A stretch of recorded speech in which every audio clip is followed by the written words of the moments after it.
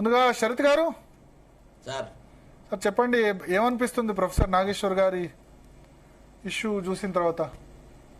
Sir ఇప్పుడు it has to be considered both from the standpoint of political analysis and legal consequences. Sir మనకి అంటే journalism లో అంటే you're also student, I was also student. Of course you are the privilege of being a student of professor Nageshwar, whereas I was never.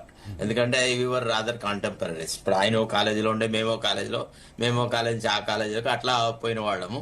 Plus professor Nageshwar వాళ్ళ brother Rana Pratap వచ్చేసేసి నా classmate. We hail from the same area and his father was our teacher Sadashivarao గారని. చాలా ఇది and I got great affection and love for him. But one thing ఏమంటే ఇప్పుడు professor Nageswararao గారు ఏదైతే అనాలిసిస్ చేస్తున్నారో I have got my own reservations about some of his analysis. ఒకటేమంటే ఆ ఎనాలిసిస్ లో కూడా హేతుబద్ధత కూడా ఉండాలి సార్. హేతుబద్ధత లేకుండా, కరెక్ట్ ఇన్ఫర్మేషన్ లేకుండా బట్టగాల్చి మీద వేసేటువంటి ఆరోపణలతో వచ్చేసేది దాన్ని ఎనాలిసిస్ అన్నారు. అట్లా చేయొద్దు అనేది నా భావన. కేసులు పెట్టొచ్చా? ఏమండి, కేసులు పెట్టొచ్చా? కేసులు, అరెస్టులు అనొచ్చా? నేను మీరు ఉపోద్ఘాతం విన్నాను నేను. I will come to that. మనకి ఒక Italian philosopher and poet Dante అనే ఒకతను ఒక సూత్రీకరించినాడు. ఏమని అంటే దోస్ హూ సిట్ అంటే those who take a neutral stand in a moral crisis, వాళ్ళకి the hottest places in the hell are reserved in favour of those who take a neutral stand in a moral crisis అన్నారు.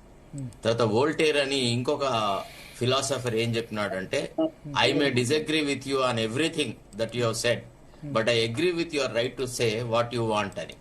అయితే ఈ analysis and freedom of speech they should you know have some kind of a discipline.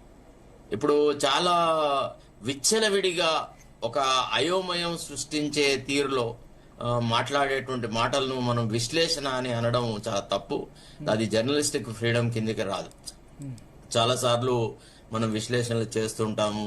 అంటే of course ఆయన pattern of journalism is different and our pattern of journalism is different. మనమేమో we're in the field. మనం journalist గా, రిపోర్టర్లుగా, తర్వాత desk లో sub ఎడిటర్లుగా, chief సభ్యులుగా ఇట్లా పనిచేసిన వాళ్ళము. ఇన్ వేరియస్ ప్లేసెస్ వర్క్ చేసినాము. We have seen the functioning of the political parties right from NTR onwards.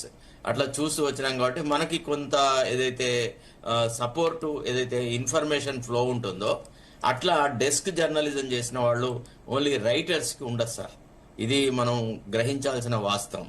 అయితే ఈ పర్టికులర్ అంశంలో ప్రొఫెసర్ నాగేశ్వర్ చేసిన దాంట్లో తప్పు అని మాత్రం నేనేది భావించట్లేదు. ఆయన ఏమన్నాడు, ఇట్లా నాదెళ్ల మనోహరు తర్వాత ఇతను పవన్ కళ్యాణ్ ఇద్దరు కలిసినప్పుడు జగన్ ని అరెస్ట్ చేయాలా అనేటువంటి అంశాన్ని వాళ్ళు ప్రతిపాదించినప్పుడు ఆయన తన ఒపీనియన్ చెప్పినాడు.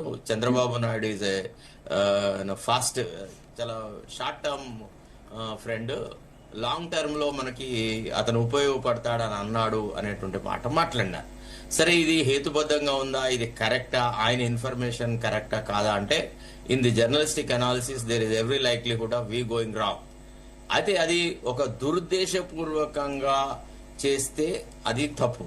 తర్వాత దానికంత సెన్సిటైజ్ అవ్వాల్సిన అవసరం లేదు. ఈవెన్ పవన్ కళ్యాణ్ గానీ, తెలుగుదేశం వాళ్ళు కానీ ఎవరైనా వాళ్ళు ఖండించవచ్చు. నో, ఇట్ ఈస్ రాంగ్ అని చెప్తే సరిపోతుంది. అంతకంటే ఎక్కువ ఏం లేదు. నేను రాజమండ్రిలో పవన్ కళ్యాణ్ గారు చేసినటువంటి సుదీర్ఘమైన ఉపన్యాసం విన్నాను. కొంతమంది తెలుగుదేశం వాళ్ళు కూడా మాట్లాడింది విన్నాను. అది మోర్ దెన్ రిక్వైర్డ్ మోతాజులో ఉంది అని దాన్ని కొద్దిగా ఇగ్నోర్ చేస్తే అయిపోయేది.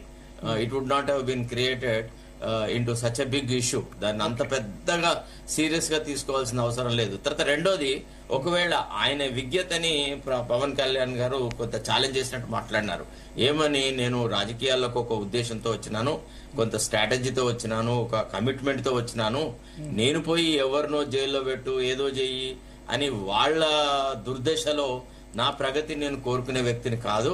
నేను రాష్ట్రానికి ఏదో చేయాలన్నట్టు ఒక దుగ్ధతో వచ్చినాను, ఒక సాక్రిఫైసింగ్ మెంటాలిటీతో వచ్చినాను. తాను ఏ పరిస్థితులలో రాజకీయాలకు వచ్చినాను అనే విషయాలు కూడా వారు చెప్పినారు. చెప్పి ఇది కావాలనే నన్ను గిల్లుతున్నట్టుగా ఉంది. కొంతమందికి నన్ను తిట్టడము, నన్ను టాపిక్ గా డిస్కస్ చేయడము, నన్ను ఒక ఇష్యూగా చేసేసి నన్ను నా యొక్క వ్యక్తిగత ప్రతిష్టను చులకన చేసేలాగా మాట్లాడుతున్నారు అనేటువంటి మాట వారు మాట్లాడినారు. అయితే ఆయన పర్సెప్షన్ రాంగ్. ఎందుకంటే నాగేశ్వర్ గారు మాట్లాడిన మాటలు ఈయన వ్యక్తిగత ప్రతిష్టను దెబ్బతీర్చే విధంగాను, అంటే ఇప్పుడు ఫర్ ఎగ్జాంపుల్ కొన్ని రకాల విమర్శలు చేస్తున్నారు. ఇప్పుడు ఆయనకు ప్రత్యర్థులు వైఎస్ఆర్సీపీ వాళ్ళు ఆయన మల్టిపుల్ మ్యారేజెస్ గురించి, తర్వాత ఇతరతరం గురించి మాట్లాడతారు. అట్లాంటివి they border on blasphemy, they border on character assassination.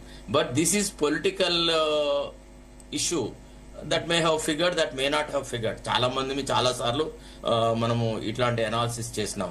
If you remember, ఒకసారి మన Vemuri Radhakrishna, he was also our contemporary.